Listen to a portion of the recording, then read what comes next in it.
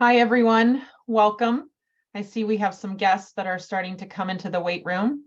Happy afternoon. We are so excited to have Dr. John Boyle here with us from the University of St. Thomas. And we're excited because in our inaugural year as the Aquinas House of Studies, the Catholic house within Scholé Academy, this is our first event that we've had. And of course, this is to honor St. Thomas Aquinas. Officially, the feast day is tomorrow, but we're going to do our lecture on Friday. So thank you so much for coming and joining us. And we have several registrants for today. And so we're really excited. So if you're watching, of course, if you're here with us live, welcome. But if you're going to be watching the recording later, welcome to you as well, depending upon whenever you're looking at this recording. I'm going to start off just by a brief introduction, because some of you, I see we have teachers and then parents and then names that I don't recognize. This is an event that we put out for our school community and the public. So if you're new to Scholé Academy, just briefly, Scholé Academy started in 2014.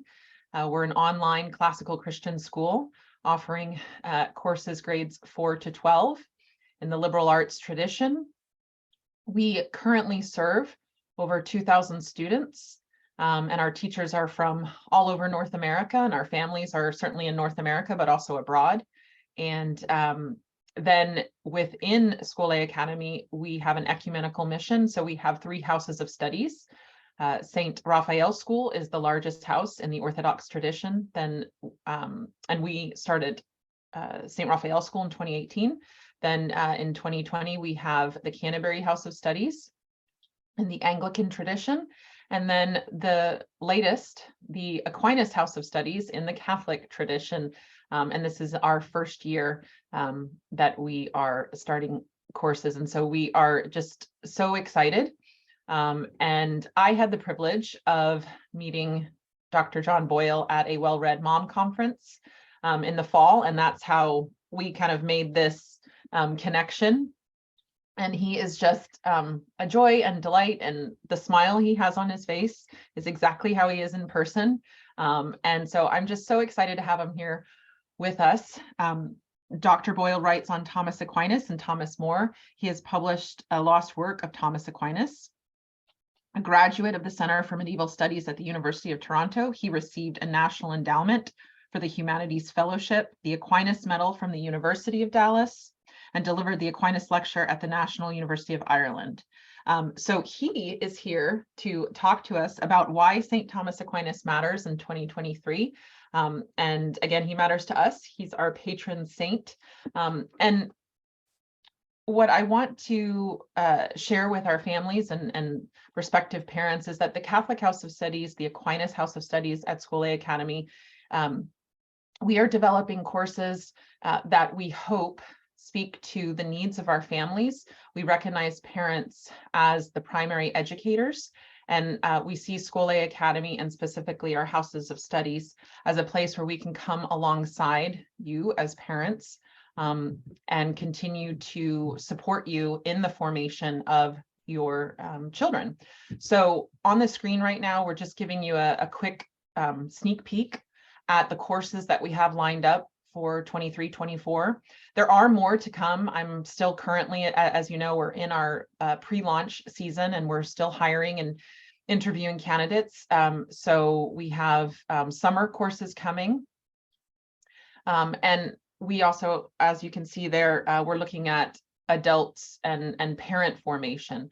So we really want to see the house as a place where certainly our students can come and continue their education of their faith, but also make that personal connection with Christ through great literature, music, the study of history, and certainly theology, and to be taught by practicing Catholics who love Christ and love their faith and are just excited to share what their hearts are on fire for in terms of the church and Christ and the liturgy.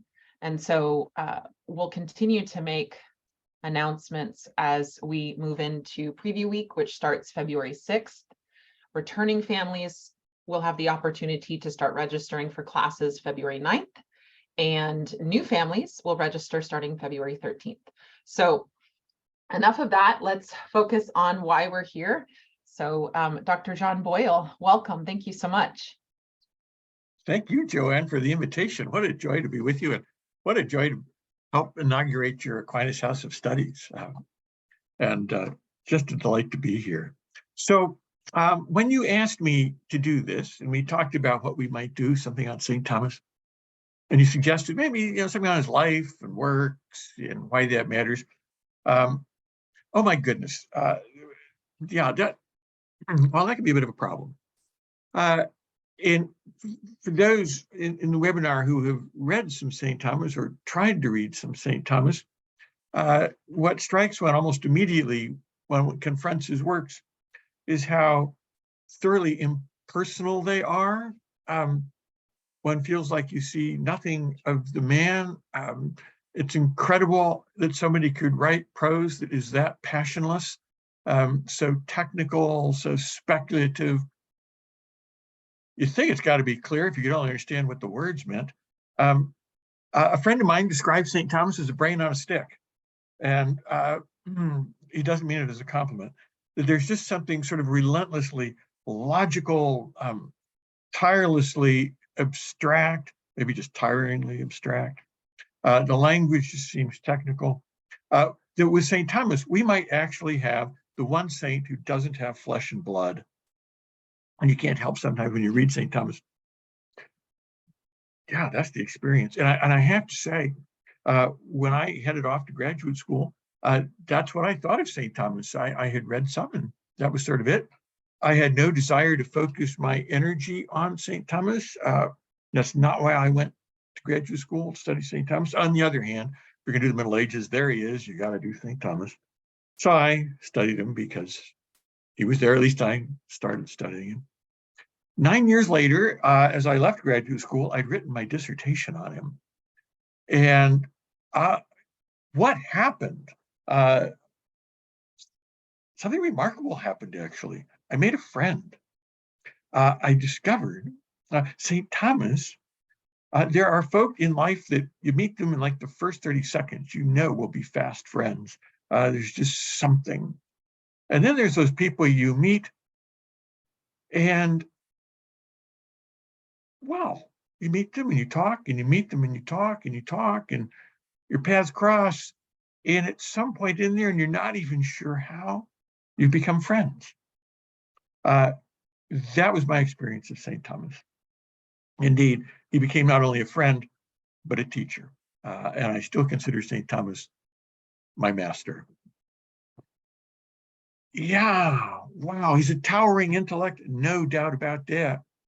But he's no mere brain on a stick. He is real flesh and blood, an exquisite saint, a friend, a teacher, and a teacher I'd like to introduce you to, or perhaps reintroduce you to, or perhaps just deepen your friendship.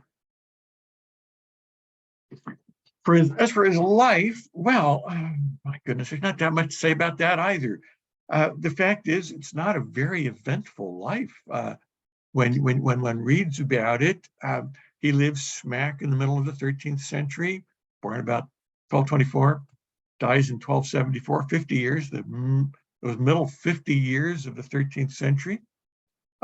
He was, by all accounts, quiet, introspective, studious, academic nerd, in other words, and he belonged to the newly founded order of preachers, the Dominicans.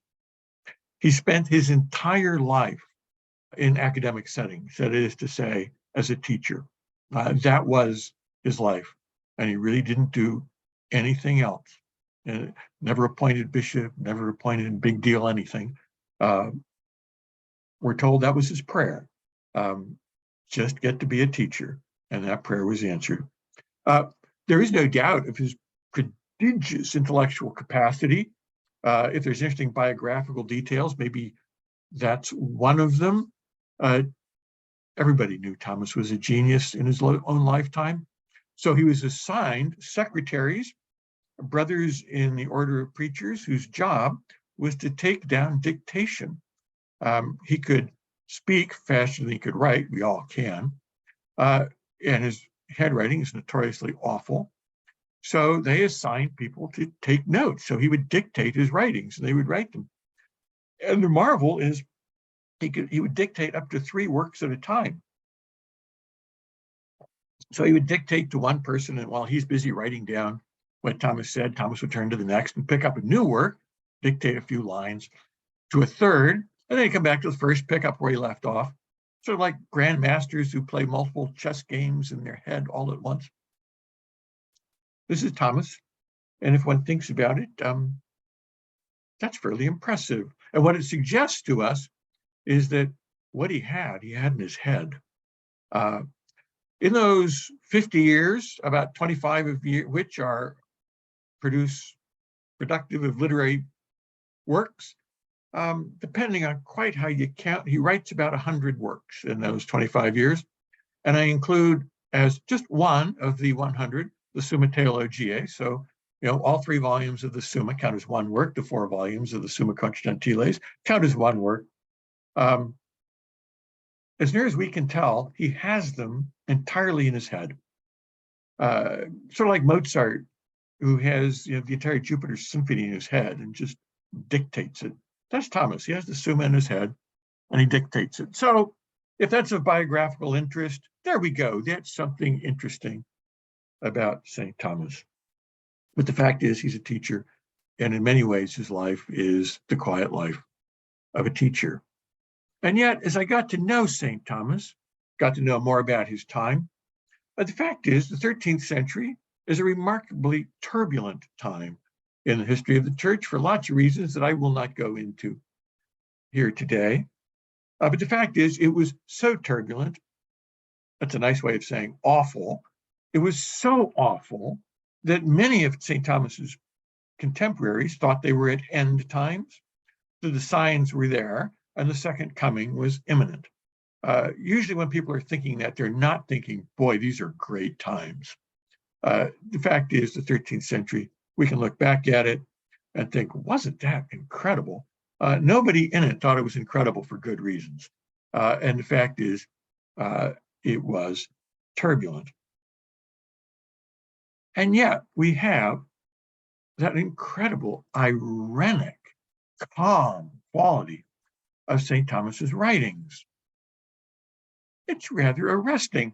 You might think of it this way. Imagine seeing a photograph of a dozen people from the waist up, and they're all gesticulating wildly, and their faces are all contorted, except one, and one's just there.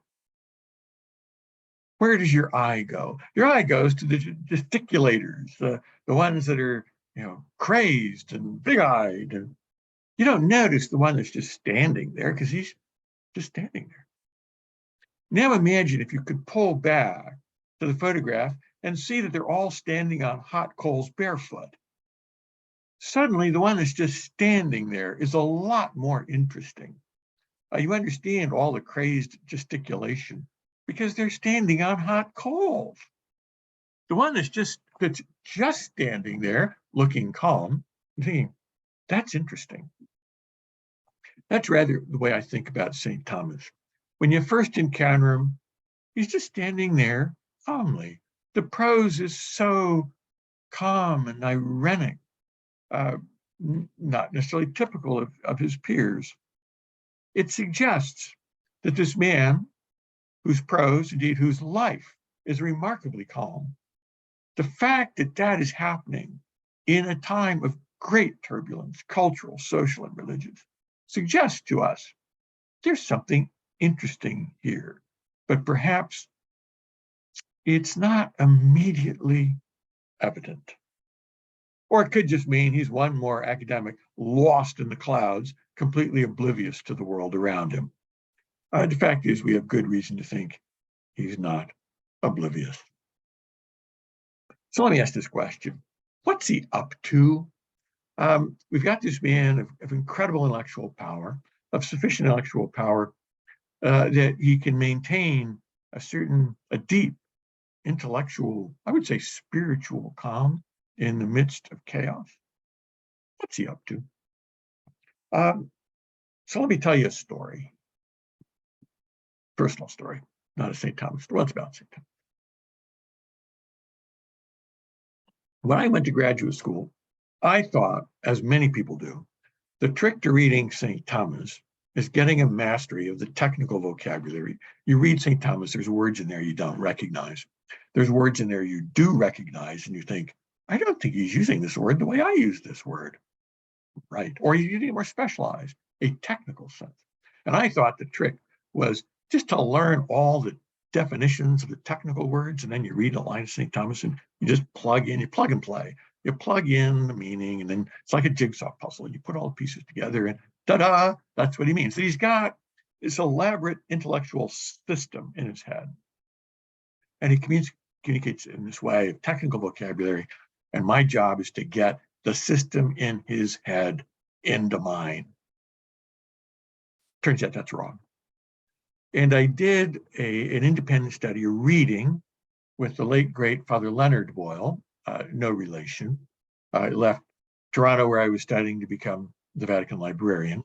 And if you know Rome or ever go to Rome, and you go to the excavations under San Clemente, which you should definitely do if you ever go to Rome, there are 2 graves in the excavations underneath San Clemente, and Father Boyle is one of them. He's a bit of a Roman legend. Anyway, I read part of the Prima Secundae with Father Boyle. We would meet once a week. I was a baby graduate student. And I would read the text, and then we would meet. And I came to him one day with a passage of it seemed to me, just mind-numbing, choking, technical Latin. And I said to him, Father Boyle, what does this mean? And so he looked down at it, read it, and then just stared off into space for a while. And after he'd done that, he turned and looked at me. I was sitting over to the side. He looked at me and he said, in his wonderful Irish lilt, he said, well, that's the way it is, isn't it? Now, this was not what I expected we would be doing. I thought we would parse out the words, play the game. We didn't do that. For the life of me, I wish I could remember the passage. I don't remember the passage, but I do remember the response. Well, that's the way it is, isn't it? And what I learned from Father Boyle, a Dominican, a son of St. Dominic, and definitely a son of St. Thomas, what I learned was, in this very dramatic moment, what my other teachers were teaching me, but Father Boyle did it exquisitely, how to read St. Thomas. It's not about a word game on the page. It's about reality. What is St. Thomas up to? St. Thomas is about understanding reality. And what Father Boyle did in that moment with that difficult passage in front of us was not to immediately try to parse out that passage. What he did was immediately to think about, what's the reality that St. Thomas is writing about here?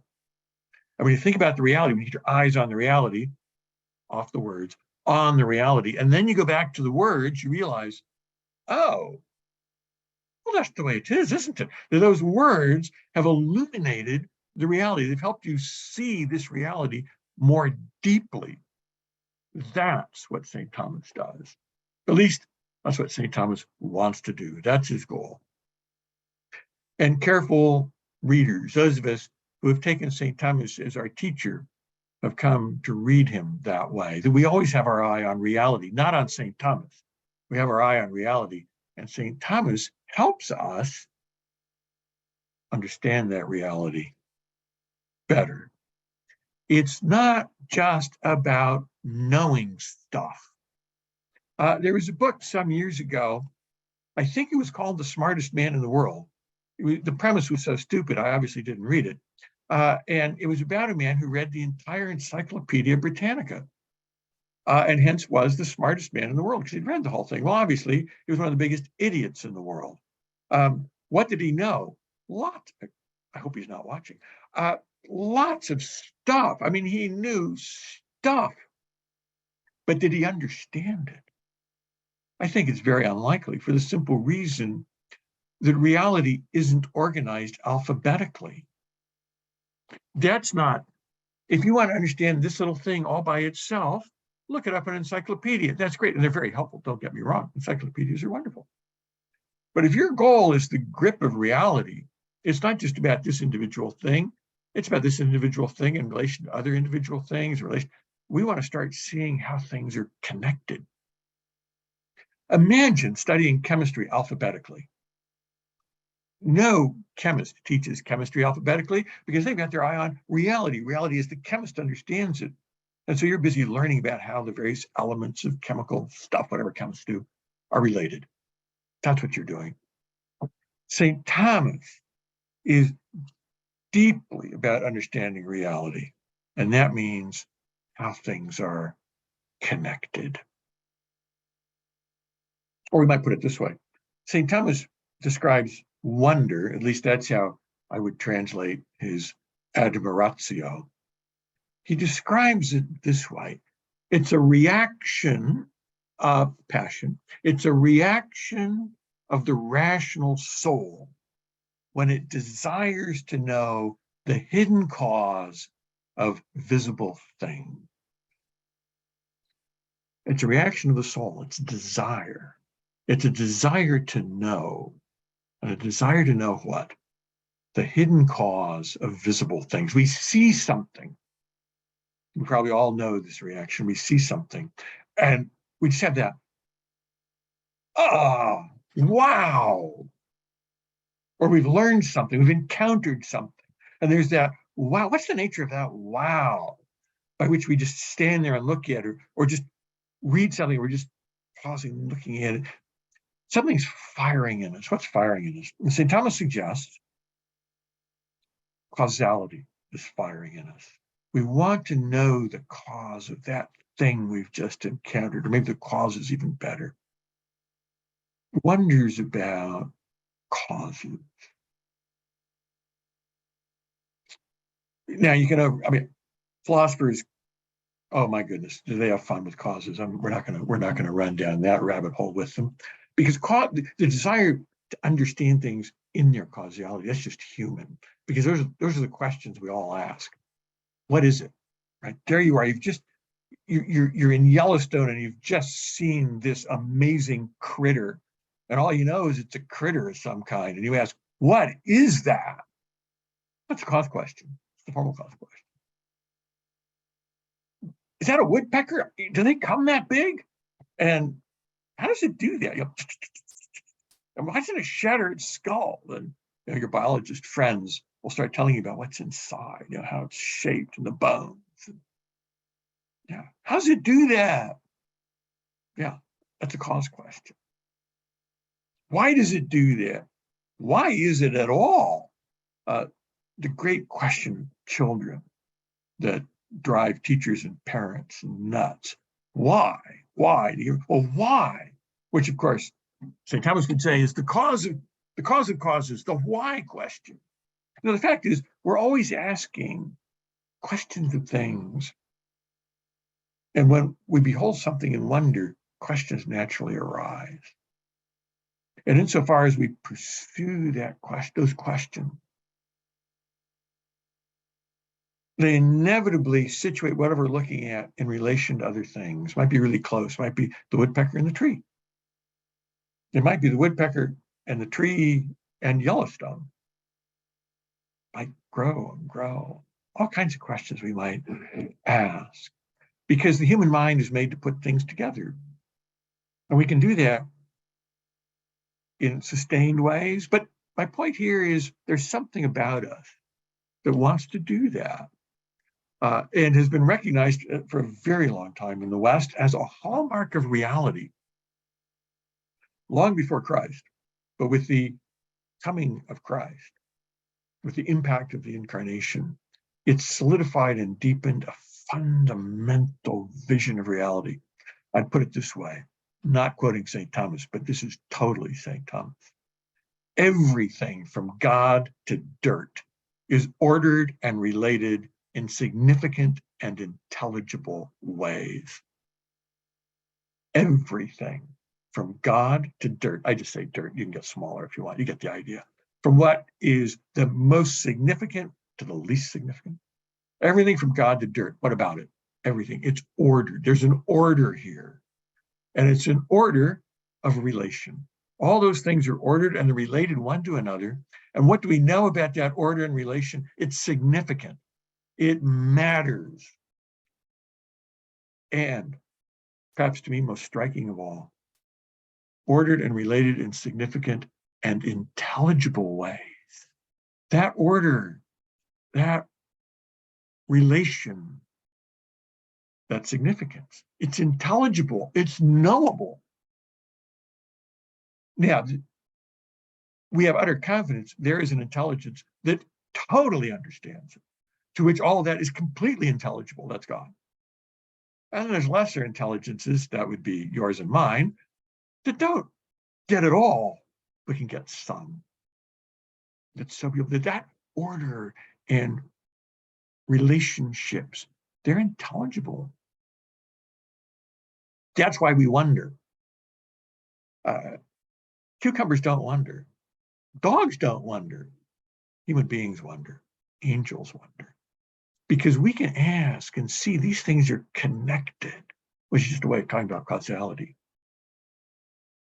And insofar as one takes that wonder and starts to work with it and thinks about how things are really, starts to pursue that idea that in order to understand this thing, I need to see it in relation to other things. And when I see it in relation to other things, I understand it more deeply. As I understand more deeply, I understand that web of connections and that order of the universe. Something's happening. And St. Thomas is very clear on what's happening. We're becoming wise. To my question, what's St. Thomas up to? The answer is wisdom. He's about wisdom. And what does that mean? It means to understand things in their causality and most properly understand them in the highest causality, which is in relation to God. It doesn't want to ignore all the other causes. It's just when you can see things in relation to God, then you start to see the deep reality of all things. And so St. Thomas says the wise person isn't just the one who knows things, even knows things in their causes. The wise person is the person who can take what he's learned and known and can judge and order. He has the capacity to see things and make true judgments about them such that he can order things. He participates, in other words, in that cosmic order.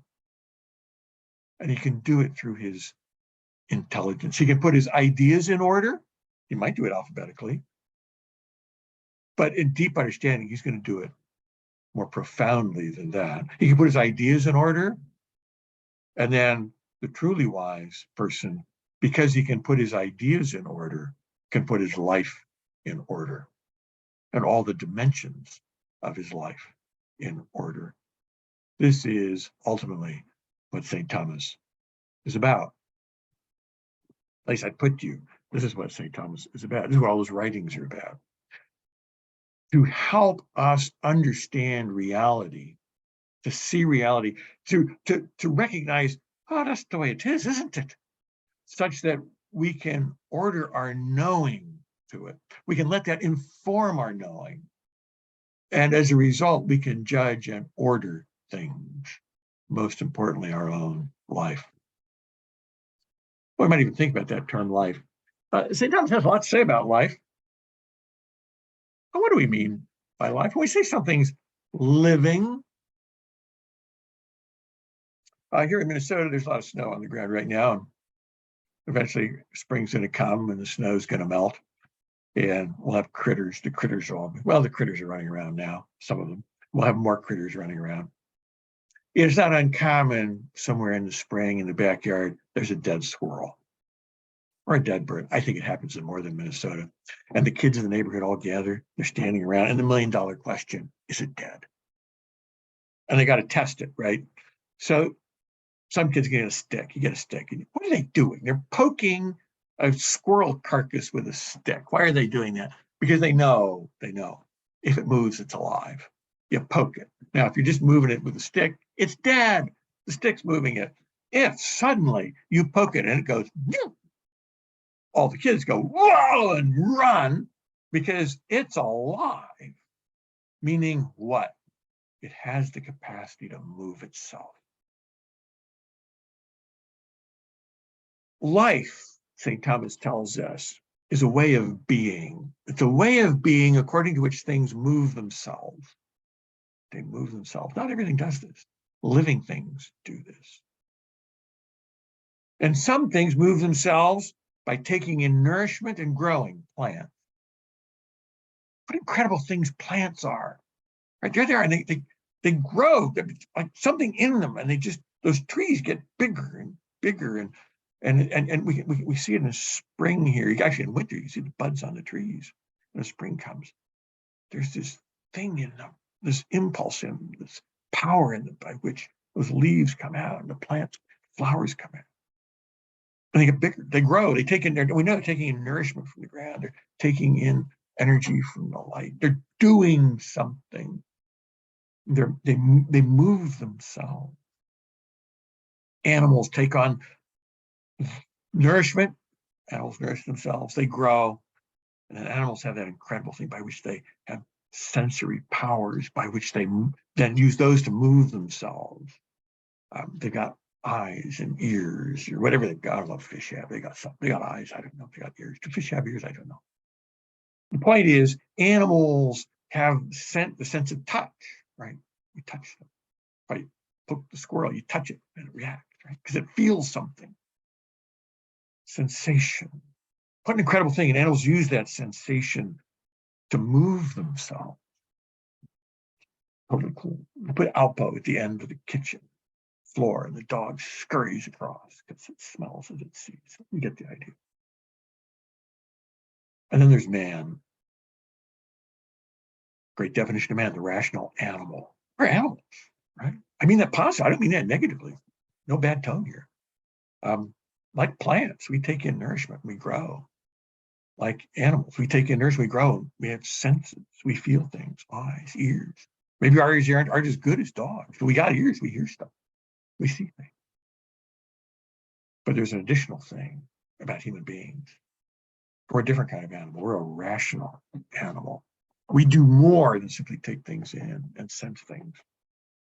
We have a capacity that's uniquely ours, the intellect, our capacity to know.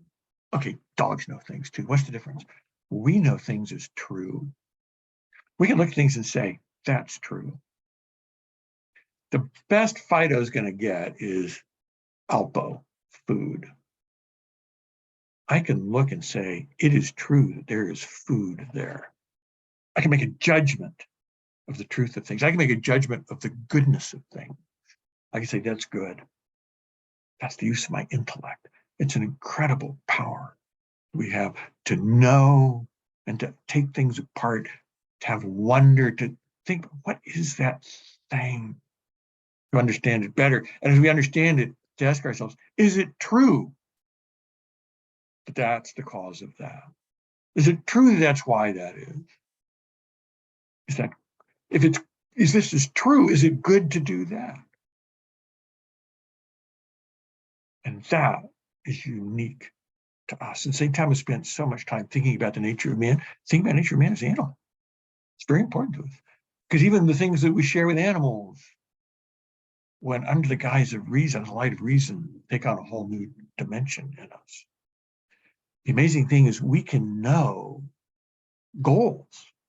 In fact, we won't do anything without a goal. We got to have a goal in our mind. It could be a modest goal, just pass your courses here at Scholé Academy. There's a goal. You might have a bigger goal, get a job. You might have an even bigger goal, be a good human being. But we got goals, and because we've got reason, we can take those goals and we can order those goals one to another. We can figure out means to ends and pursue them. And the point is, we don't do any of it automatically. We got to make judgment. We got to order things. And that requires wisdom, essential to human life. If it's going to be well lived, is wisdom. Because here's the reality, we give shape to our lives. And the question is, will we give shape to our lives in accord with what we are or not? When I say we give shape to our lives, that's because we do things. And when we do things, we habituate ourselves. That's just a fancy word. So you do them over and over again. The more we do it, we get easier. And in the moral order, if we do good things, they get easier. It's called virtue. If we do bad things, they get easier. It's called vice. And we shape our lives. We can shape our lives to vicious lives, by which I simply mean we just do the wrong thing all the time. Initially we know it, make it to the point we don't even know it's the wrong thing. Or we can shape our lives to the good. Life is a very way of being, and for human beings, it's a way of being by which I move myself.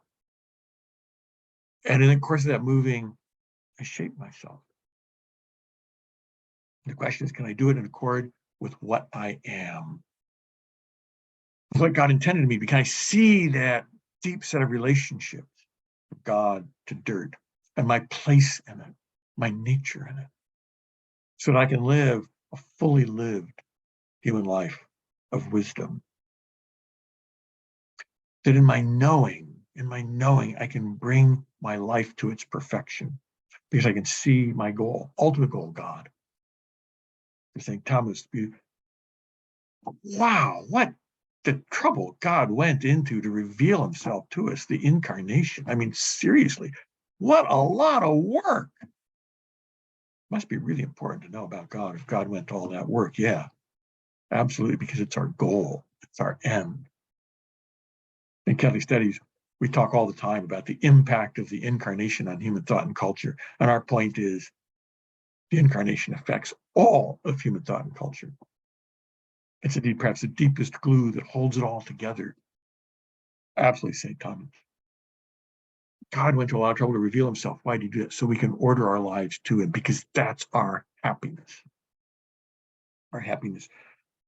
Aristotle tells us activity in accord with virtue, and that only happens with the exercise, the right exercise of intelligence, with wisdom. So happiness is all about thinking. It's about knowing. I probably just confirmed he's a passionless brain on a stick. I haven't said anything about love. I haven't said anything about, those wonderful things. Yeah. But St. Thomas is wise. It's about totality. And when you look at human beings, we're not brains on sticks. We have desires. In fact, he described wonder as a reaction in desire, the desire to know those causes. No, it's about love. But St. Thomas will tell us you can't love what you don't know. Our love follows our knowledge. You can't love what you don't know, and your love is in proportion to your knowledge. The more you know something, the more you can love it. We want to know because we want to love. God revealed himself so we could know him. And he wants us to know him so that we will love him. So that those powers that are the most extraordinary human powers, the power to know and the power to love, that the two of them are exercised to their absolute fullness. Only one object can do that, and that's God. Other objects are absolutely the exercise of our knowing and our loving. They just don't satisfy. And the more we understand ourselves, the more we recognize why. Well, we already recognize, well, that's the way it is, isn't it? Those things don't satisfy completely. Satisfy us somewhat. And that just tells us there's something else that could fully satisfy. And then we might want to order our lives in wisdom, that we make the judgment of things and see how good they all are, but they're not good enough. And we can order them, and we want to order them all to that good that is good enough. Because we want to know that good. And in knowing it, we can love it more. And then our capacity to know and love comes ever more to its fulfillment, to its actuality. This is the way St. Thomas thinks about life. Now let me return to St. Thomas's life. St. Thomas is a life of intelligence at full throttle.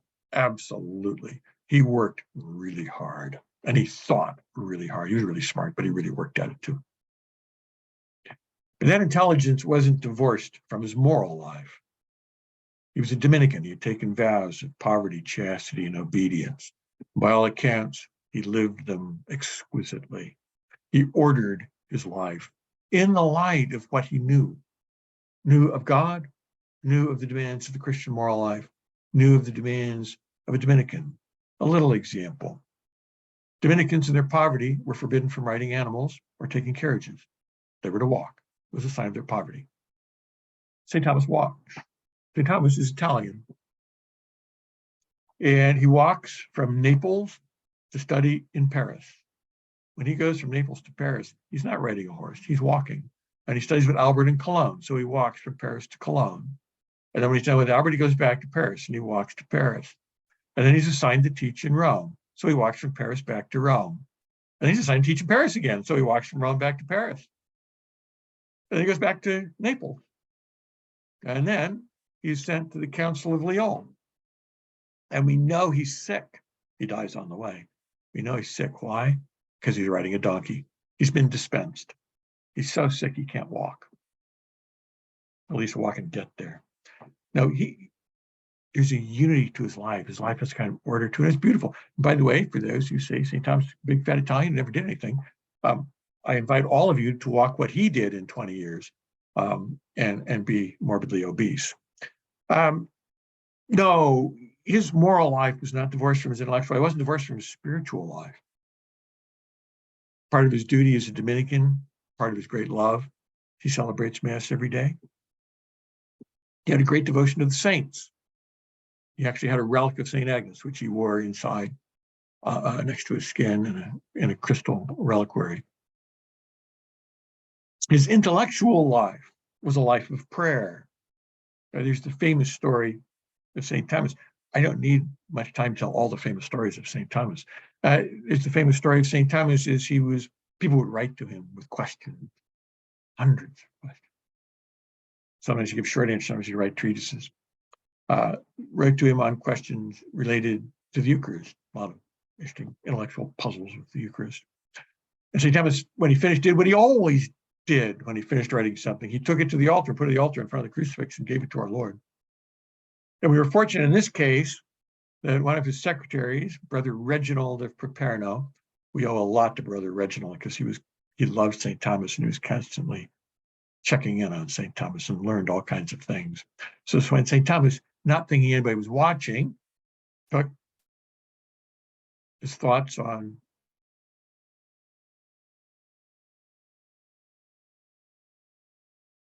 our Lord speaks to St. Thomas from the cross. You have written well of me, Thomas. You have written well of me, Thomas. And my internet says it's unstable. I hope it's not me. You have written, be a terrible time to lose my internet. You have written well of me, Thomas, with a little caveat, insofar as the human mind is capable. What would you have of me? And St. Thomas's response is so beautiful. It's actually on the shield of the university here at the University of St. Thomas. Non nisi aliam te. Nothing but you, Lord, or nothing but you, implied, Lord. What does St. Thomas want of Christ? Christ says, name it. All St. Thomas wants is Christ. We see the intellectual life so intimately integrated, this incredibly powerful intellect, integrated to a spiritual life. That's the impact of the incarnation on human thought and culture. And St. Thomas just tries to integrate it all into Christ. I'm saying St. Thomas did Catholic studies before we even had the name. But then he understood. That's the way it is, isn't it? How is it St. Thomas can be so calm in a world so turbulent? The fact is, he was wise. He could order and judge. He could see reality with a clarity. He could see it in relation to God. He was able to order his own life, his own emotions, his own passion, so that he could live in the calmness of God. A calmness that so informed his life that it even affected his prose style. I mean, the reality is, you first read St. Thomas, this is so impersonal. As someone who's read lots of stuff from the 13th century, St. Thomas's impersonal style is so impersonal, it's personal. You can spot St. Thomas. Now, of course, he's not the only saint of the 13th century. There's great saints of the 13th century, and one can recognize this wisdom in its own way, manifesting in each of them, St. Albert, St. Bonaventure, great, great saints. But for St. Thomas, we can see here the life, the works. They're all of a cloth. They all go together. And what seems at first blush perhaps not very interesting is in fact deeply interesting. We see in his teachings, in his life, a master, a teacher. Let me just touch last story of St. Thomas, indeed the final story. Feast of St. Nicholas, 1273. St. Thomas is celebrating Mass, and something happened. As a result of which, Thomas would always celebrate Mass and then go to work. And this day, he doesn't go to work. And his wonderful secretary, Brother Reginald again, is caught off guard. And St. Thomas says, I'm done. And he looks different. St. Thomas visits his sister, who's an abbess, who is, or maybe it's the countess, I don't remember, who's clearly visibly shaken at St. Thomas, who's different. And Reginald keeps prodding him. What's up? St. Thomas is invited to the Council of Lyon. Dies March 17th of 1274. So we have 3 months of St. Thomas not writing. He stops working. And Brother Reginald finally gets it out of him, because Reginald just doesn't give up. And St. Thomas tells him, compared to what I have seen, all that I have written is as straw. Well, it's a famous line, all that I've written is straw. Some people use it to say, well, even St. Thomas didn't think what he wrote was all that important. Yeah, maybe. Let's be careful about that. Some of us, as the late Ralph McInerney would say, deal in secondhand straw. Nothing wrong with that. Now, what St. Thomas said was, compared to what I have seen, actually, compared to what I have seen and what has been revealed to me, all I have written is straw. Thomas saw something as he celebrated Mass on the Feast of St. Nicholas, 1273. He saw something. We don't know what he saw. This is all he ever said. But a man who was visited by saints routinely, when he had difficult problems, he would pray, and St. Paul would come and talk to him. St. Lucy came and talked to him. Reginald found this out too. A man who regularly spoke with the saints and didn't stop writing. Something spectacular must have happened at that Mass. He saw something, it was revealed to him. Something I suspect akin to the beatific vision. St. Thomas was given a taste of that for which he had longed and studied for those years of his life. He saw something. And here's the beauty of it. Everything I have written seems like straw or chaff compared to those things that I have seen and have been revealed to me. As Father Boyle would say, well, that's the way it is, isn't it? That what he has seen is so powerful. It allowed St. Thomas, so wise as he was, to see and understand, so far as his limited intelligence had it, to understand what he had seen and to situate everything else, including his own writings, in relation to it. It's the holiness of St. Thomas to have a life so well ordered to the true and to the good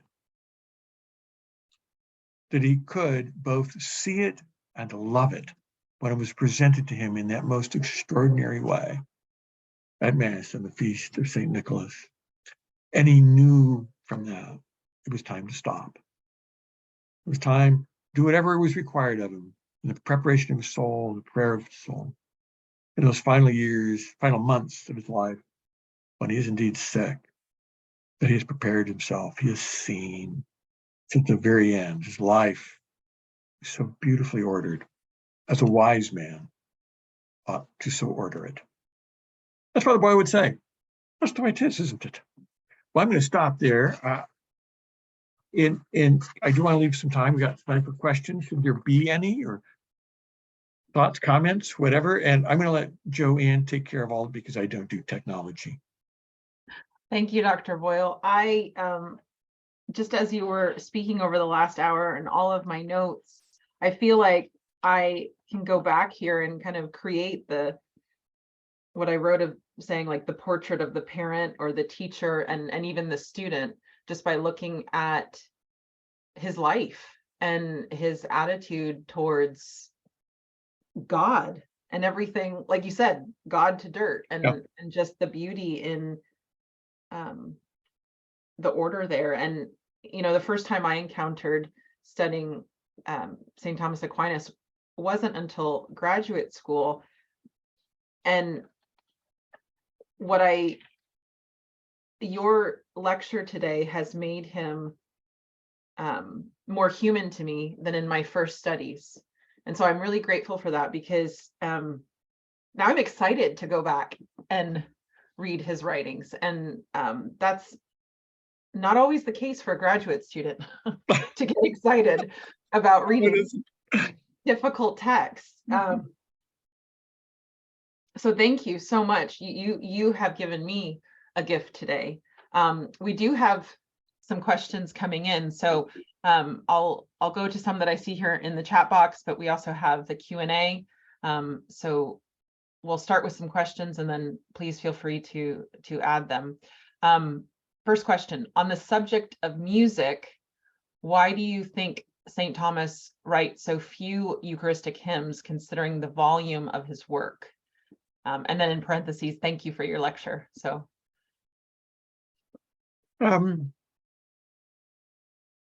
St. Thomas is one great poet, and we might think, gosh, wouldn't it be great if he'd written more? I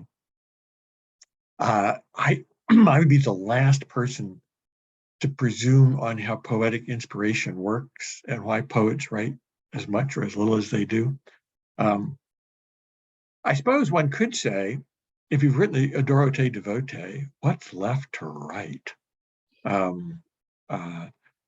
We could just spend our lives meditating on that. But thanks for bringing that up, because I would bring a wonderful book to read that I would recommend. There's lots of books one could recommend, but this one, I actually, before I started, I went to my shelf and took it off. It's called Aquinas at Prayer, The Bible, Mysticism, and Poetry, by Father Paul Murray, another Dominican, wonderful Irish Dominican. And there's a wonderful chapter here on the Adoro Te Devote, both as essentially, as prayer. Thomas, as near as we can tell, wrote that as prayer. I said Thomas celebrated Mass every day. He did. And Brother Reginald served his Mass. Brother Reginald was also a priest, and Brother Reginald celebrated Mass, and St. Thomas served his Mass. So St. Thomas was Mass twice, back to back. And during the period when the priest is essentially doing the consecration in silence, what we think, the Adoro Te Devote is what St. Thomas recited to himself during that period while Brother Reginald was consecrating the sacred species. It is a really Eucharistic prayer. It's a prayer. And Father Murray brings that out beautifully. Why so few? It's a great question. I'm grateful for what we have, though. thank you. Another question here. Could it be that St. Thomas's writing was so impersonal so as to put more emphasis on God, a kind of humility, as it were? Absolutely. Terrific insight. St. Thomas is absolutely brilliant on the pride of intellectuals, well, pride period, and his own efforts at humility. The reality is the scholastic style is in some ways almost naturally, at least in certain forms, naturally given to fostering humility, or could. And St. Thomas used it. I think it's exactly right. The first person verbs are remarkably absent from St. Thomas. Sometimes you'll see in disputed questions in the Summa, the response beginning, I respond. That is not the Latin. It's not the Latin. St. Thomas never says, I respond. It's neutral. It is to be responded. There's no respondeo. It's respondendum est. Those kinds of things just run all the way through St. Thomas, and I think his desire to in one sense remove his own persona. Now, of course, you can't fully do it, but I think there's a deep humility in St. Thomas here. Or great insight on whoever asked it. Thank you. If I were just started to read about St. Thomas, where would I start? Oh, great question. I think one of the best places to start is Chesterton's biography, St. Thomas Aquinas, the Dumb Ox. Chesterton just so got St. Thomas. And it's readable. I mean, it's Chesterton, so it's totally readable. It's the vision. I so much captured, I think, vision of St. Thomas. It's a wonderful book, absolutely wonderful book. I also think Father Murray's book, although it's focused on Bible mysticism and poetry, is a wonderful introduction. Joseph Pieper has a little introduction to St. Thomas that's really quite fine, called something like Thomas Aquinas, an introduction.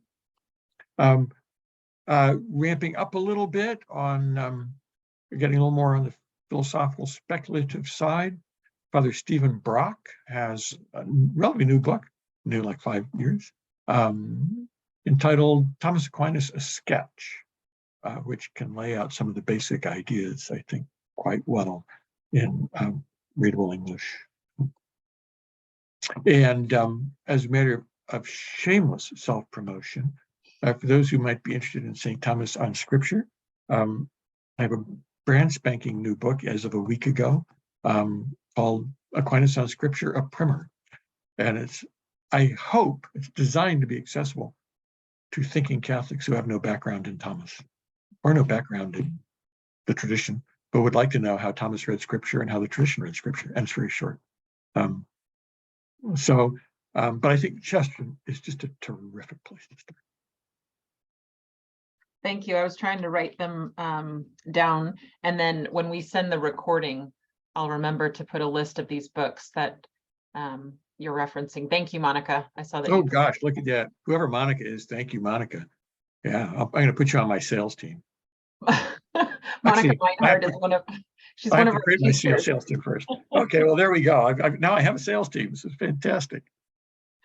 And she's actually, when you mentioned The Dumb Ox by Chesterton, because we've just been talking about resources for our classes in the Aquinas House of Studies, and that's one of the ones that we had on our list. So, it should be. It should be.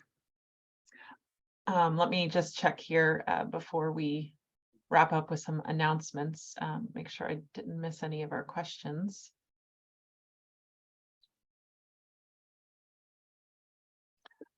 This has been so great, Dr. Boyle. Do you have any last kind of thoughts or even perhaps a final question to leave us with before we do closing announcements? I said what I wanted to say. I'd say one more thing is very Thomas. Okay, one last piece of advice from Thomas. See, Thomas has a little work called Advice to Brother John on Study. It might be worth consulting for your Aquinas house with a little tweaking for modernity. But one of his points is you start in the shallow end.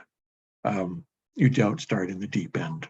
Mm-hmm. And I think that's good advice for all of us who really want to get a grip on reality. And sometimes we jump into the deep end and we're totally lost. Not the place to start. We start with what we can understand. And we have to be patient, very patient.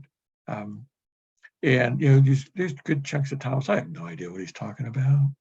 I don't get it. He's in the deep end. I'm still splashing around in the shallow end. Shallow end's wonderful. What I would encourage, it's not just about Thomas, it's about if you take Thomas's approach seriously, it's time, it's patience. Don't worry that you don't understand the stuff in the deep end. Enjoy the stuff in the shallows and you'll work your way out. And it's just beautiful. Thank you for having me, Joanne. This was so much fun. Oh, well, I've enjoyed it.